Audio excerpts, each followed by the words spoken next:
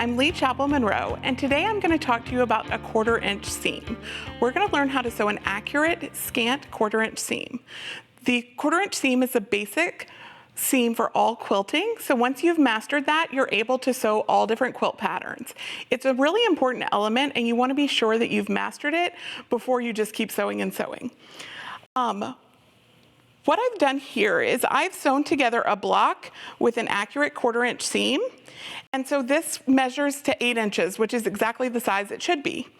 And then on this block, I sewed too large of a seam. So it's not drastically large, it's just about a 1/16 inch too big. But what you'll notice is how much that mistake multiplies across the whole block.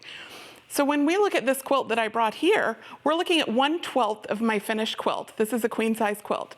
So you can imagine if I let that mistake multiply across the whole quilt, it's gonna make a really huge difference in my finished size.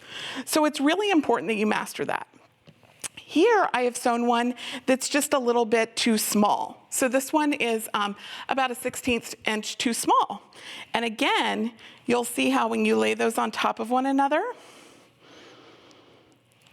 it's a giant difference. So mastering the 1/4-inch seam is really, really important. So the first thing you'll want to do is for your sewing machine, you're going to want to look for a 1/4-inch foot. There's a few different 1/4-inch feet out there, and you definitely want to talk to your sewing machine dealer and find out what works best for you. This is just the basic 1/4-inch foot. It doesn't have a guide on it. It's just where the edge of the foot is exactly at 1/4 of an inch. This next one does have a guide on it. So you basically slide your fabric up right against that guide. The next one is a clear foot. A lot of people like the clear foot because they can see easily where the fabric is underneath the foot, so they feel like they're better able to tell exactly where it is. And then this last one is a 1/4-inch foot that's designed to be used with a single hole stitch plate. So what this one is doing is it is exactly 1/4 of an inch, but it doesn't have that width. On these, the width is covering up the feed dogs, so it's helping you to be more accurate. One really great thing about the single hole stitch plate is it only allows the needle to move up and down at exactly the spot it's supposed to be. So I personally do find these a little bit more accurate. So my choice is to have a foot without a guide and a single hole stitch plate. But you want to try out different ones and find what works best for you. So when we're sewing our 1/4-inch seam, we're going to want to consider the best way to measure it and see if we're accurate. So a scant 1/4-inch seam is going to be exactly 1/4 of an inch minus 1 thread. And the reason we're subtracting 1 thread is when we go to press our seam, that seam is going to hug the seam we sewed, or sorry, that fabric is gonna hug the seam that we sewed. And so that 1 thread allows it to wrap around and sort of create a little cocoon for your seam.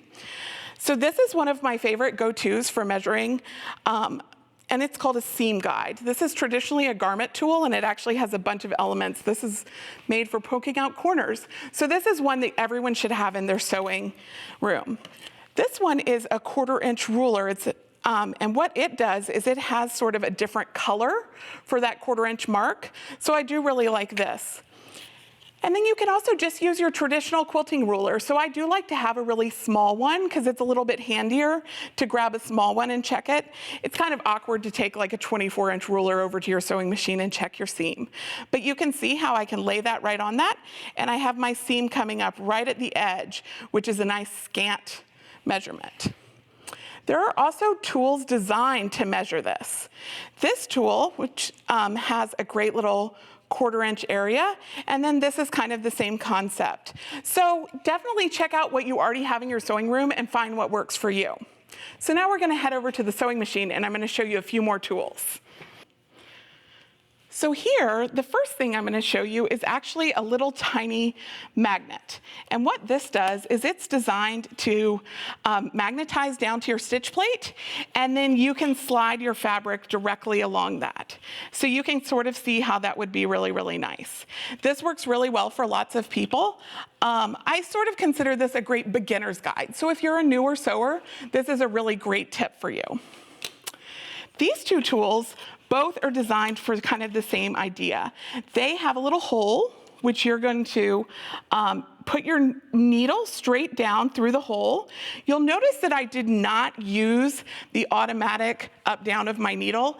If you use the automatic up-down and you are not exactly on that hole, you'll break your needle. It's very dramatic, so don't do that. You'll want to use your hand wheel to test out this tool. So once I put it down, I can flip this around, and then I do like to put the presser foot down, and what this is doing is this is giving me a really great visual for exactly where that 1/4 inch mark is on my sewing machine. A lot of people have a 1/4 inch foot, but they're not exactly sure where the fabric is. When it says the edge of the foot, they're like, is that barely poking out from under the foot? Is that exactly under the edge of the foot? And you can see on this machine, it's exactly the edge of the foot. So what this tool is telling me is exactly where you want to be. This is the same concept, but it has multiple stitch widths. I use the 1/4 inch the most, so this is definitely my go-to. My favorite trick is to use this tool on my machine and then come in with a piece of tape and give myself a nice long visual of exactly where that 1/4 inch mark is. So what I've done is I've laid my tape right along the edge of the tool, and I've extended the 1/4 inch line where it's really easy for me to see. So now that I'm sure of exactly where a 1/4 inch is on this foot, we're gonna start stitching a little bit.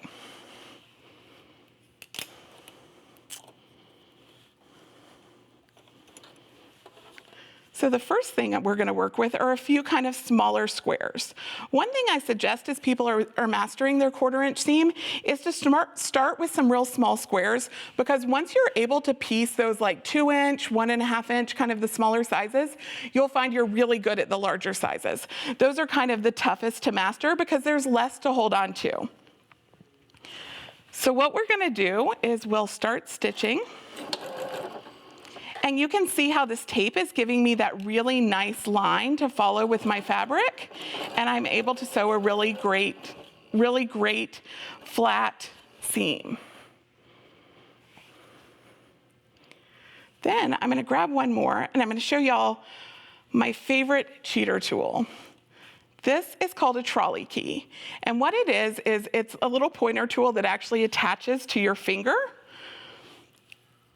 And what I find is I can kind of reach underneath and make sure to get my fabric exactly where I want it. So what it does is it sort of helps me guide that fabric underneath without risking my finger really close to the needle or the presser foot. This also serves to sort of hold down your fabric as you go. If you don't have something like this, you can always get the same idea just as like a little pointer tool. So the next thing, once you've sort of mastered your squares with your 1/4 inch seam, the next thing you're going to start doing is sewing strips together. So we're going to grab a couple strips. And one thing about mastering the 1/4 inch seam on the strip is you have to really get good at sewing a straight line. So it's very important that you come along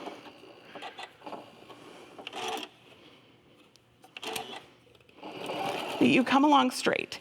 Now I am letting the machine actually guide the fabric for me. The feed dogs are going to be pulling the fabric along, and the presser foot is pulling the fabric along. All I'm doing with the fabric is gently guiding it to keep it straight where I want it to go. I'm not pushing it, I'm not pulling it in any way. And a great rule of thumb is to always have your hands in front of the needle. If your hands have gone behind the needle, then you're pulling on the fabric and you're trying to do your machine's job for it. And I promise your machine is way better at guiding the fabric along. So you're going to just sort of gently guide it, make sure you're not pulling on one more than the other, and stitch along.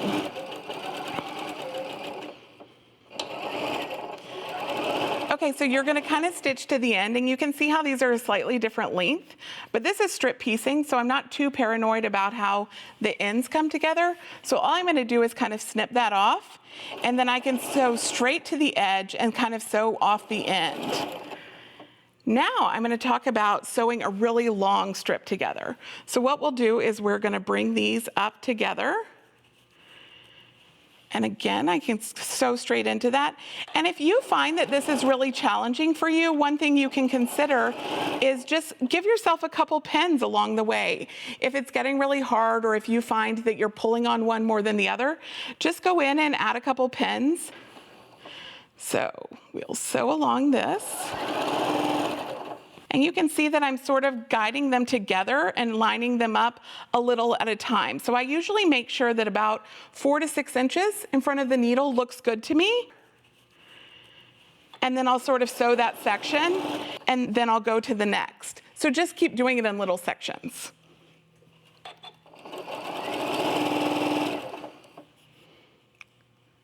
Okay, so now we're gonna head back over here. Okay, and I have one last sample I wanted to share with y'all. This pillow that I made, you'll notice how it has 4 really small half square triangles and then 1 larger half square triangle. You can see how if I had an error in my 1/4 inch seam along those, it would cause a really drastic difference, and they actually wouldn't piece well together. So just make sure that you always think about having an accurate 1/4 inch seam when you're sewing.